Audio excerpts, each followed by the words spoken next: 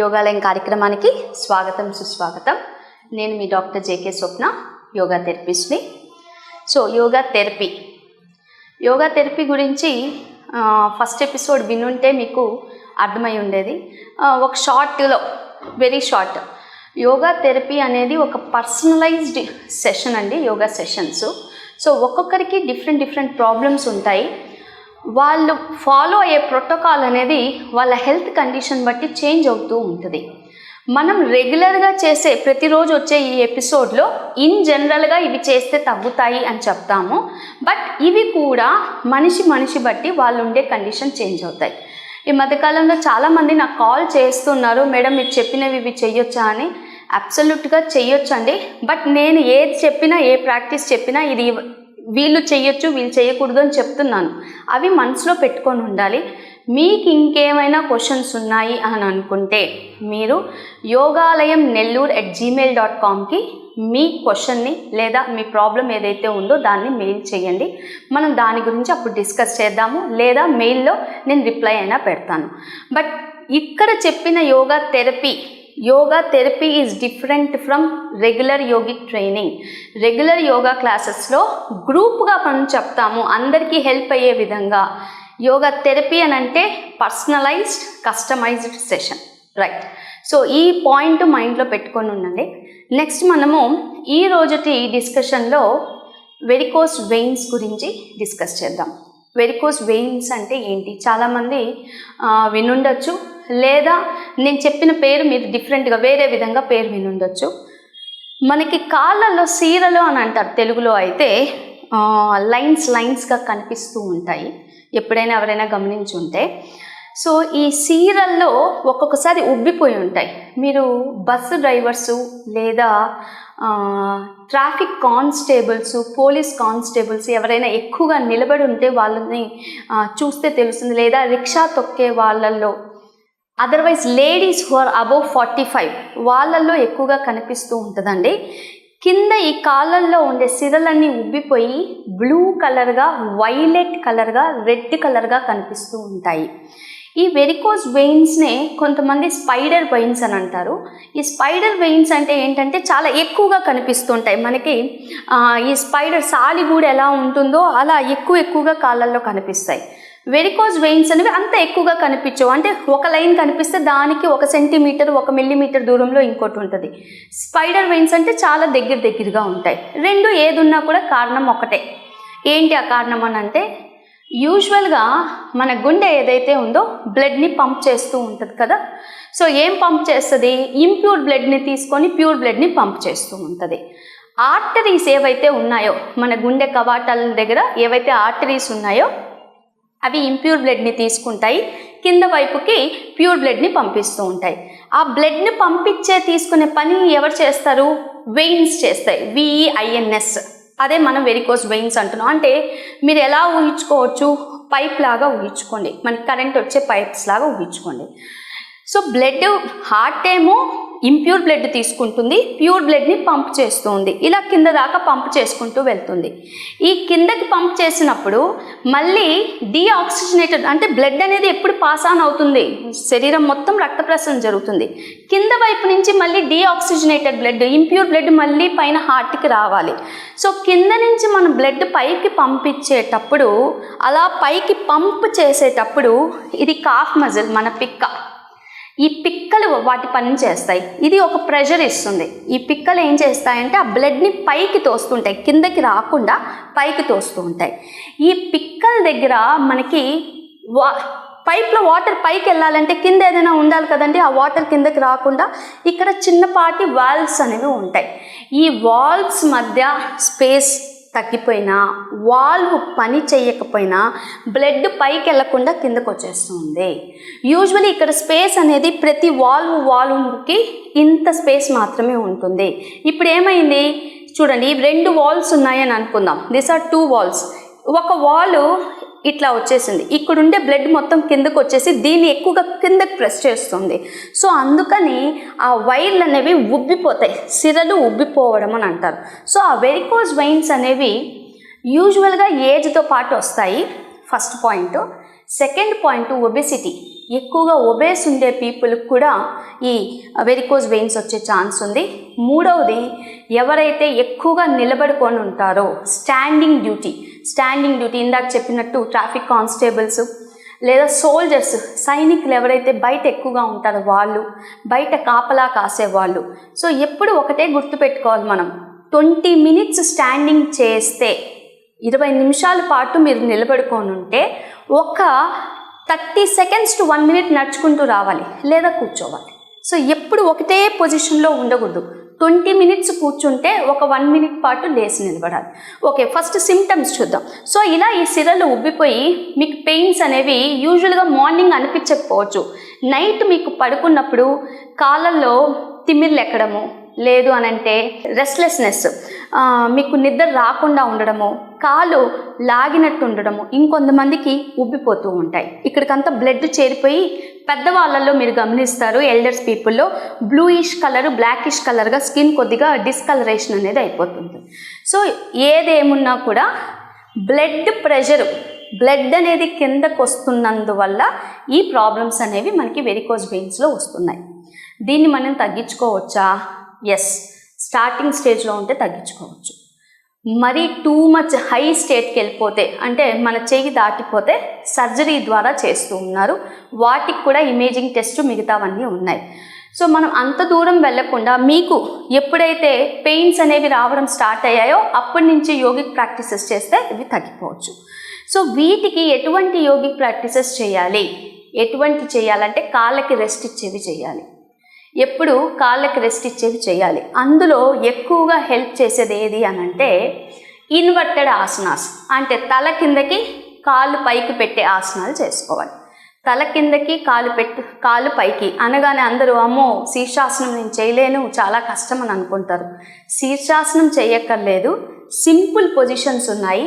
ఈ simple yogic ప్రాక్టీసెస్తో మనము చాలా వరకు 70% దాకా మీకు వెరికోజ్ వెయిన్స్ అప్పుడే స్టార్ట్ అయ్యి ఉంటే తప్పనిసరిగా తగ్గించుకోవచ్చు. బట్ ఒకటే విషయం గుర్తుపెట్టుకోండి, మీరు హెవీ వెయిట్ ఉంటే వెయిట్ తగ్గించుకోవడం స్టార్ట్ చేయాలి. సో డైటింగ్ పాటించండి, ప్లస్ ఈ ప్రాక్టీసెస్ చేస్తూ ఉండండి, డెఫినెట్లీ తగ్గుతుంది. సో ఇప్పుడు నేను చేయబోయే ఆసనాలు ఎవరైతే పెద్దవాళ్ళు ఉన్నారో వాళ్ళు ఎలా చేయొచ్చు అంటే, కొద్దిగా ఏజ్ 50+ ఉండేవాళ్ళు, 60+ ఉండేవాళ్ళు కొన్ని ఆసనాలు ఈజీగా చేయలేరు. వాళ్ళు తేలిగ్గా ఎలా చేయొచ్చో వర్షన్ చూపిస్తాను. అలాగే కొద్ది మాత్రం ఫ్లెక్సిబిలిటీ ఉంది, స్ట్రెంగ్త్ ఉంది అనేవాళ్ళు ఎలా చేయొచ్చో కూడా చూపిస్తాను. 2 వర్షన్స్ చూపిస్తాను. ఎవరికి ఏది సూటబుల్ ఉంటే అది చేయొచ్చు. ఇనిషియలీ కొంతమంది యంగ్ పీపుల్ కూడా మనకి సర్వాంగాసనము, విపరీత కరణి, ఇప్పుడు నేను చేయబోయే ఆసనాలు యంగ్ పీపుల్ కూడా ఇనిషియల్లీ చేయలేకపోవచ్చు, వాళ్ళు చైర్ సహాయంతో చేసుకోవచ్చు.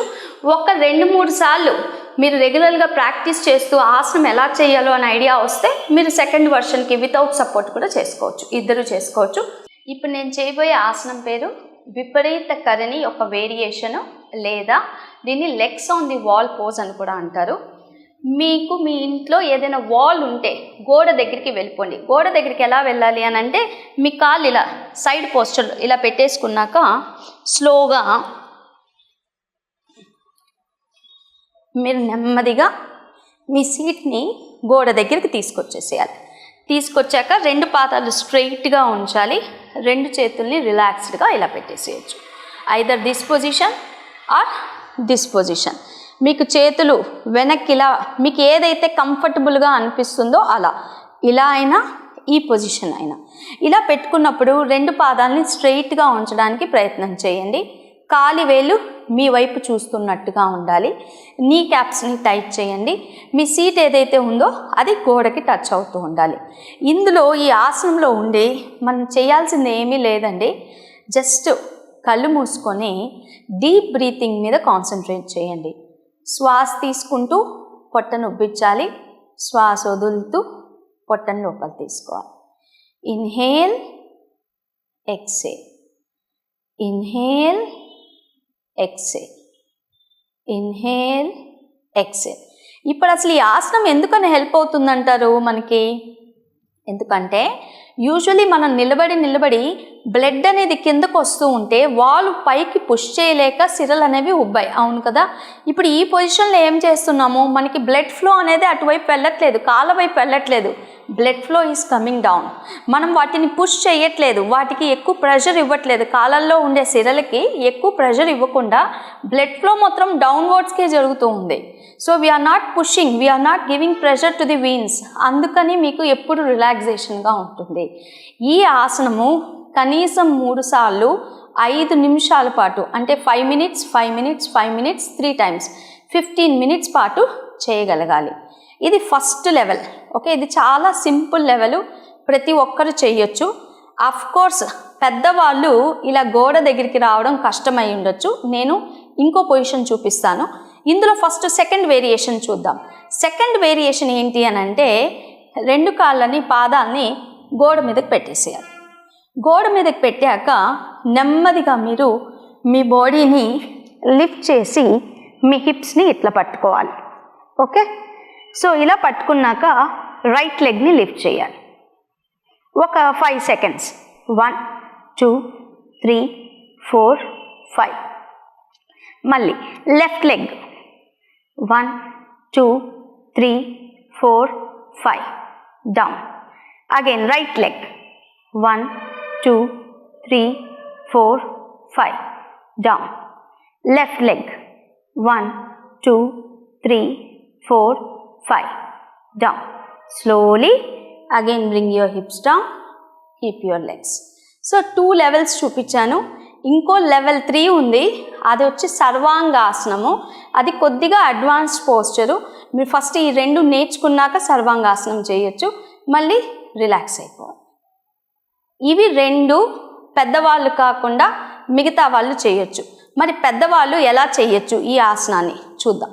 సో ఇదే వెరికోస్ వెయిన్స్కి legs on the wall pose గోడ మీద కాకుండా కుర్చీ సపోర్ట్తో ఎలా చేయొచ్చో చూద్దాం. కుర్చీ సపోర్ట్తో చేసేటప్పుడు కూడా మీ ఇంట్లో ఏ చైర్ ఉన్నా తీసుకోండి, జారిపోకుండా చూసుకోండి. అంటే గోడ దగ్గరికి పెట్టుకోవడానికి ప్రయత్నం చేయండి. మీరు మంచం మీద చేస్తుంటే కింద స్లిప్ అవ్వకుండా చూడండి. ఎలా చేద్దాం.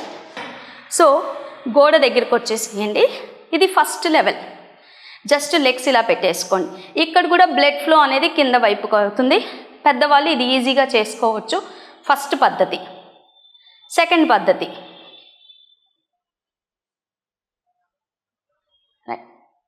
ఇది చేసేటప్పుడు ఇక్కడ కూడా జాగ్రత్త, నేను ఇందాక చెప్పినట్టుగా మీరు ఏం చేయాలి అని అంటే మీ కుర్చీ జారకుండా చూసుకోవాలి. కాబట్టి కుర్చీ అనేది గోడ దగ్గరికైనా పెట్టుకోవచ్చు, so that legs will be straight. So మీ చేతులతో ఈ కుర్చీని ఇలా పట్టుకొని లెగ్స్ని మనం లిఫ్ట్ చేయొచ్చు. ఇది రెండో పద్ధతి. ఓకే, ఫస్ట్ పద్ధతి ఇది. ఈ పద్ధతిలో చేసాం. ఇందాక అక్కడ మనం సెకండ్ వేరియేషన్ చేసాం కదా, అదే సెకండ్ వేరియేషను ఇక్కడ కుర్చీతో ఎలా చేయొచ్చో చూద్దాం. మీరు 2 చేతులతో కుర్చీని ఇలా పట్టుకున్నారు. So rise your legs. ఒక లెగ్ దీని మీద ఉంచండి, ఇంకోటి స్ట్రైట్గా లిఫ్ట్ చేయండి. 1 2 3 4 5 డౌన్. చైర్ యూస్ చేసి మనం లెగ్స్ పెట్టే పద్ధతి ఒకటి చూపించాను. అలాగే మనం ఫస్ట్ టైం యంగ్ ఏజ్ వాళ్ళు ఎలా చేయొచ్చో అనేది సెకండ్ చూసాం కదా, అది పిల్లో సపోర్ట్తో ఎలా చేయగలుగుతామో చూద్దాం. సో మీరు దీని మీద కూర్చోగలగాలి. సో పిల్లో మీదకి ఇలా కూర్చోవాలి. కూర్చున్న తర్వాత కాళ్ళని లిఫ్ట్ చేయాలి. సో ఇందాక మనము చైర్ మీద చూసాం కదా, సో చైర్ మీద ఒక పద్ధతి. అలాగే వాల్ సపోర్ట్తో ఎలా చేయొచ్చో చూద్దాము. వాల్ సపోర్ట్లో మీ హిప్స్ కింద ఈ పిల్లో పెట్టేసుకోండి. సో నెమ్మదిగా మీ లెఫ్ట్ లెగ్ని వంచండి. మీకు ఎంత కుదురుతుందో నడుమును అంతవరకు లిఫ్ట్ చేయండి, స్లోగా డౌన్ చేయండి. అలాగే రైట్ లెగ్ని బెండ్ చేయండి. మీకు ఎంత కుదురుతుందో అంతవరకు లిఫ్ట్ చేయండి, down. Right. Once more.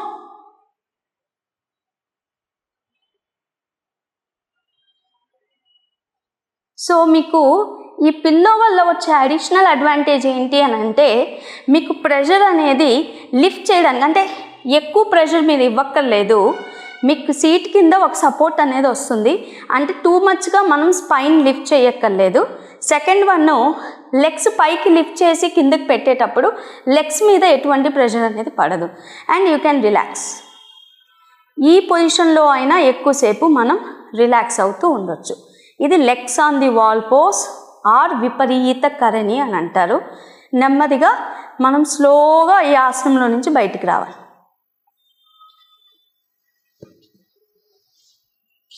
Okay, మీ దగ్గర ఇప్పుడు కుర్చీ లేదు అని అనుకుంటాం, మంచం మీద కుర్చీ పెట్టలేకపోతున్నారు, but still you want to do this asana. ఈ ఆసనం చేయాలి అని అనుకుంటున్నారు, చాలా ఏజ్ ఎక్కువ ఉంది అయినా కూడా ట్రై చేయాలి అనుకుంటున్నారు. మీ ఇంట్లో ఏదైనా చున్నీ ఉంటే తీసుకోండి. ఒక చున్నీ, పొడుగాటి క్లాత్ ఉండాలి, చున్నీ ఉండొచ్చు, చీర ఉండొచ్చు, చీరలో హాఫ్ పార్ట్ ఉండొచ్చు, ఏదో ఒకటి పొడుగ్గా ఉండేది తీసుకోండి. ఒక టవలైనా, పొడుగాటి టవలైనా తీసుకోవచ్చు. ఎలా చేయాలి?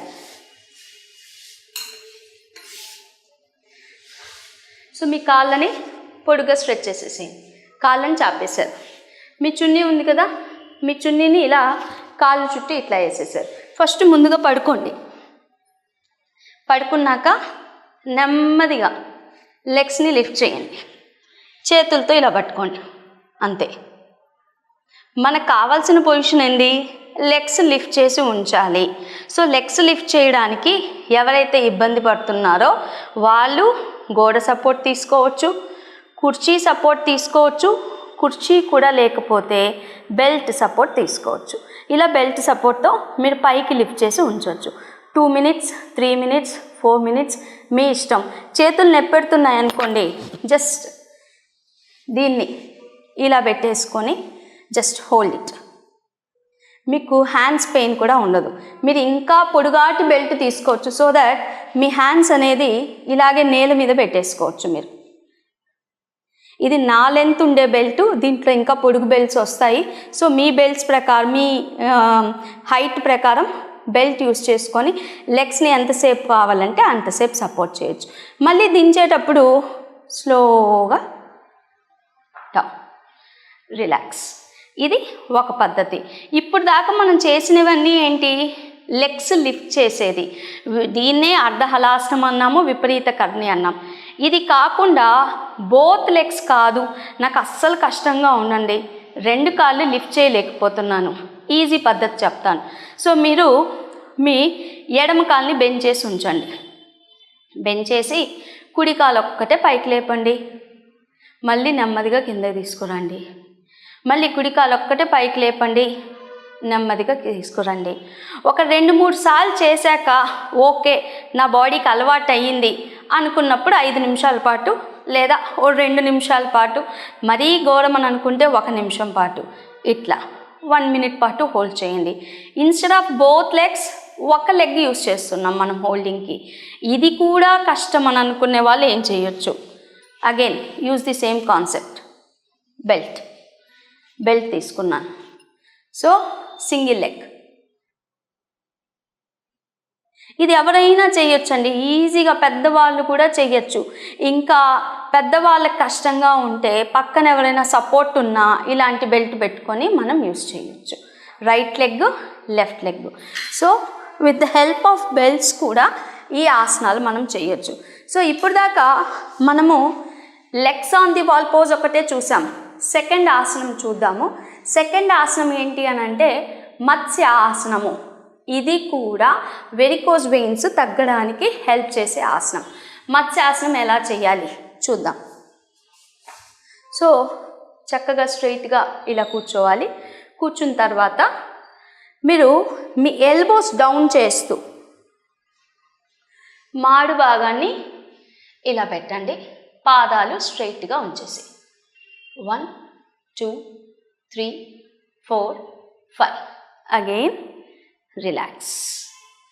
ఇది కూడా కష్టం ఉంది అని అనుకోండి, మీ వల్ల కావట్లేదు, నేను నా చెస్ట్ని ఇలా లిఫ్ట్ చేసి ఉంచలేకపోతున్నాను అంటే ఏం చేయొచ్చు చూద్దాం.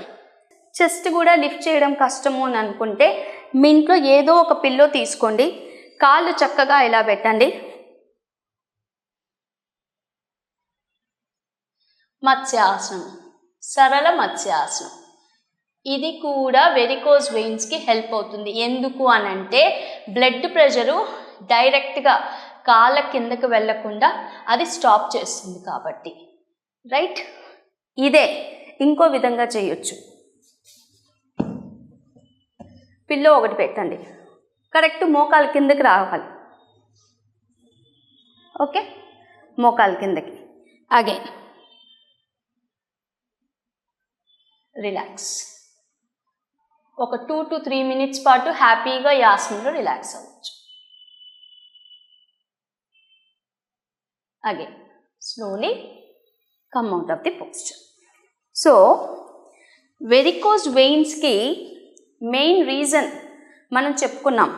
ఇక్కడ బాల్స్లో మనకి వాల్వ్ ప్రాబ్లం అయి ఉన్నా, ఓవర్ వెయిట్ ఉన్నా, ఏజ్తో పాటు వెరికోజ్ వెయిన్స్ ప్రాబ్లమ్స్ వస్తాయి.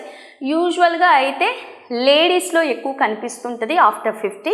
అదర్వైజ్ జెంట్స్లో ఎవరైతే మనం ఇందాక చెప్పుకున్నట్టు ఎక్కువగా స్టాండింగ్ జాబ్స్ చేస్తుంటారో వాళ్ళకి కనిపిస్తుంటుంది.